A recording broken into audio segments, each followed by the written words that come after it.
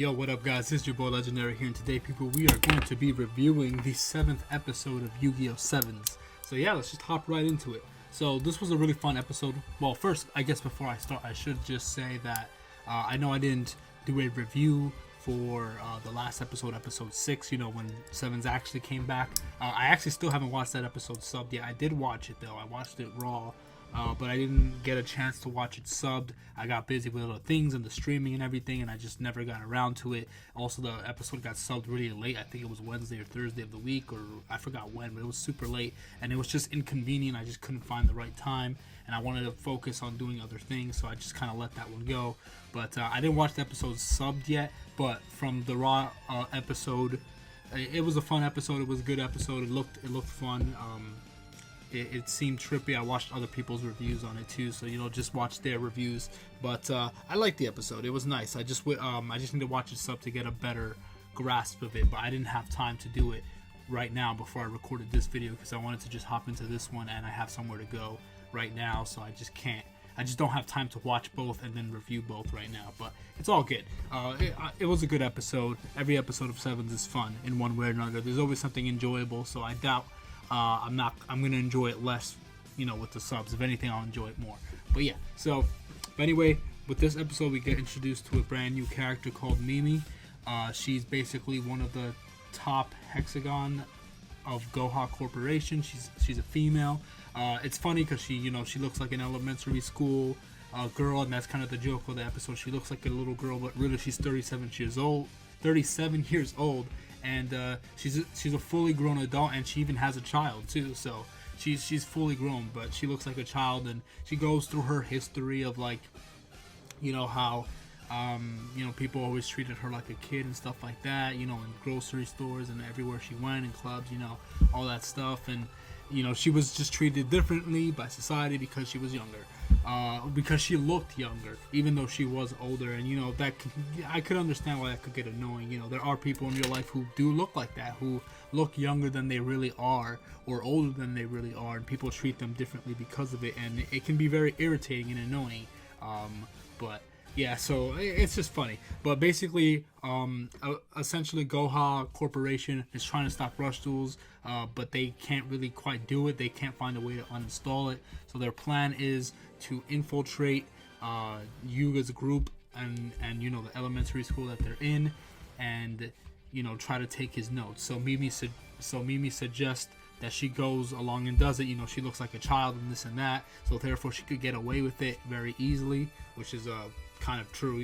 She looks like a child. She even sounds like a child, so naturally, she would be the best candidate for that.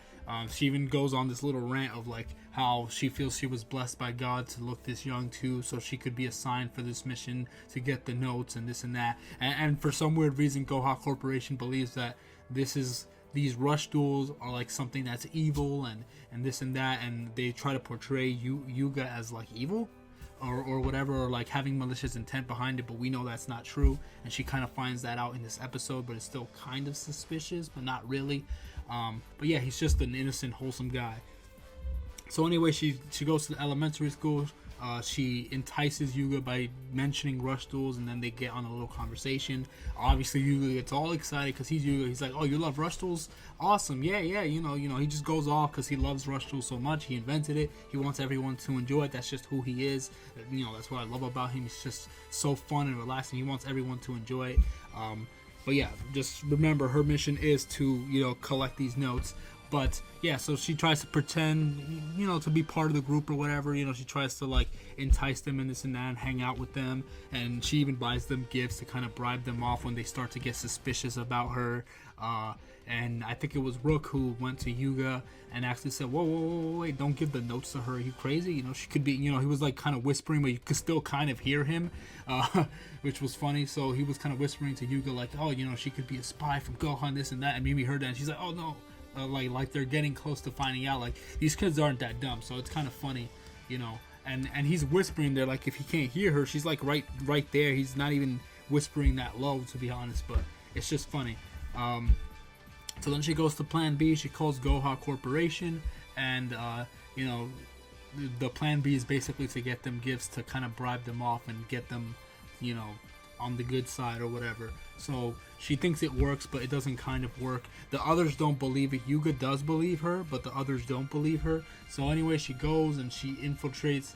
No, well, she doesn't infiltrate, but she essentially she wants to find out more about Rush Duel. So they go to Yuga's place. I think Yuga does invite her or whatever. He's very friendly or whatever. He doesn't care. He has nothing to hide. That's what I love about him. He has nothing to hide at all. He's not trying to hide anything. He's not trying to gain glory from creating Rush Duels or anything. He's just trying to have fun. He wants everyone to have fun with him, and that's it. Such a simple mentality, and that's very beautiful. I really love that about him. He's very different in that. He's a lot like Yuya, but not forceful. It's just he's just him, and he knows what he wants, and he'll go for it, and that's it.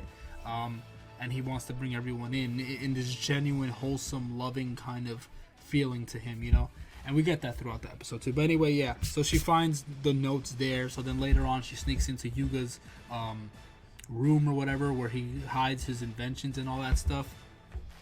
And then she plans to take it. She's dressed in a cat costume or whatever.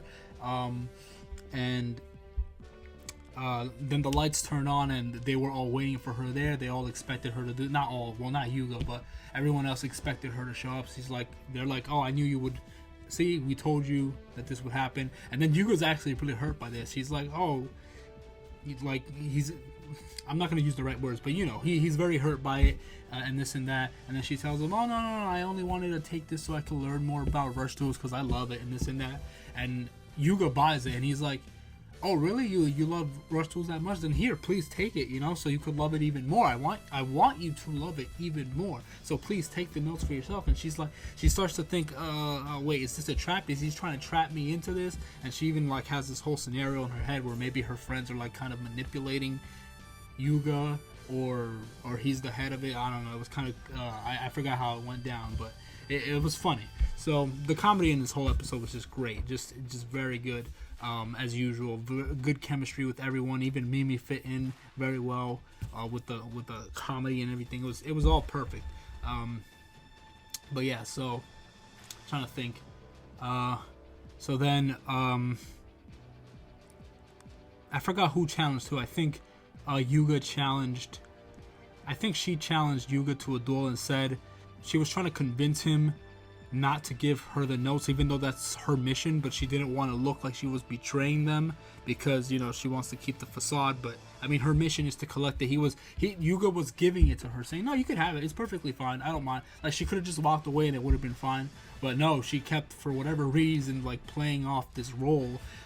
So then they challenge each other to a Rush Duel, and if Yuga wins, Mimi gets the notes, which is weird. So it's like, if Yuga wins, she gets what she wants, but if she loses, she doesn't get what she wants, which is just a flip side. You would think it would be the other way around or whatever, but which is weird. So whatever, they have their Rush Duel, and her deck is really cool. It's focused on kind of clubbing and this and that, so it has all these old school monsters, Mystical Elf, Dianeko, and all these other old school female monster cards, and even spell cards, and they're their younger versions when they were in their clubbing days and this and that. And she's an adult, so naturally she has a deck that represents an adult, and she likes to go out clubbing and stuff too, apparently. So her deck represents that lifestyle and this and that. So the entire time they're making comments about her deck, how it's weird that she's using a deck that's focused on clubbing even though she's an elementary school student. And it's just she should have thought of that, but I guess she didn't really think of that. But anyway, the duel is really fun. It's nice and fast as usual. It's a Rush Duel, but it was action packed. Her strategy focused on recovering her life points and stuff like that, and I guess beating over the opponent. Eventually, Yuga looks like he's about to lose the duel, but he doesn't. He activates his trap card, which is kind of a very nerfed Mirror Force. So he activates his nerfed Mirror Force, bombs the back row. Not the back row. Bombs her monster. I think she brings Dianeko back from the graveyard, and then whatever. Yuga goes. He draws his 5 cards. He uses a bunch of new warrior-like cards and this and that. He uses this whole combo and strategy to win the duel with some really cool-looking monsters, and he wins the duel. She has a brighter look into into the light of Rush Duels. I think she still kind of believes that it might be evil, but she kind of sees things in a different light. She's kind of wavering now. You can kind of see that. And even just watching Yuga and how wholesome he is, she's kind of falling into it like there's no way he could be evil, or there's no way he could be malicious or whatever. But she still wants to believe it because, I guess she's been not brainwashed, but, she believes in the ideals of Goha or whatever, and they convinced her that this is evil.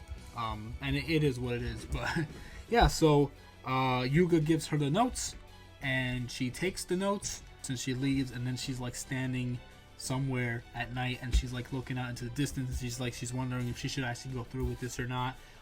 And then she looks like she's about to throw it, but then she doesn't. And then I'm kind of a little bit confused about the ending here. Apparently, she's in the Goha Corporation, and they're looking at the notes, and it's just a bunch of Yuga's roads, like his drawings of like the robots that he has and all that stuff, which I find interesting. So I'm wondering if that was a trick, because Yuga was giving the notes to her. Was that a trick?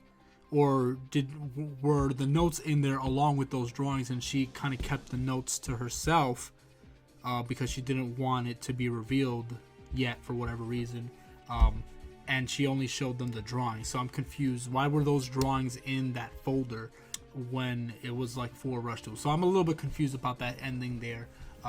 And Mr. Goha, of course, doesn't really say anything. He does his evil chuckle, and that's it. So he's kind of like this meme character for now. I can't wait to finally see like what he's like up to and just what he thinks about things, because he just kind of laughs, and almost like not taking anything too seriously. So they're definitely, it's definitely very memey, but we'll see what happens with that. I don't remember what else happened in the ending, but I feel those are the main points of the episode. The episode was really fun. It was very interesting. It was a great duel. The chemistry between all the characters was amazing. I liked Mimi as a character. She's very interesting. At the end of the episode, basically, she's still kind of stalking them and following them around, and she still wants to find a way on how to uninstall Rush Duels from all the duelists in this net. So she's going to be still spying on them or whatever. So I don't know. So which I don't understand, because she already collected the notes of Rush Duels, unless I don't know. So like I said, the ending confused me. But other than that, maybe you guys could explain that to me, exactly what happened, because I was a little confused at the end there with that. But yeah, anyway, guys, thank you so much for watching. It was a fun episode. I liked it a lot. Great characters. Can't wait to see the next episode with this new character who apparently might be, and this might be a spoiler, but might be the son of Mimi, because she mentioned in the episode something about Neapolitan spaghetti, which is in the title of the next episode, that has to do with the new character. So apparently that ends up being her son, so that'll be kind of interesting to see that. Maybe she'll play a role in that episode as well, because he'll be in that episode. I'm not sure how it's going to play out yet, but should be fun and interesting as usual in Seven. So it's very wacky and fun, but I love it for that reason. But yeah, let me know what you guys think. Did you guys like the episode? Did you guys like the duel? What did or didn't you like about it? And yeah, so just let me know, guys. Alright, I'll see you guys in the next video. God bless you guys. See you guys next time. Gotcha!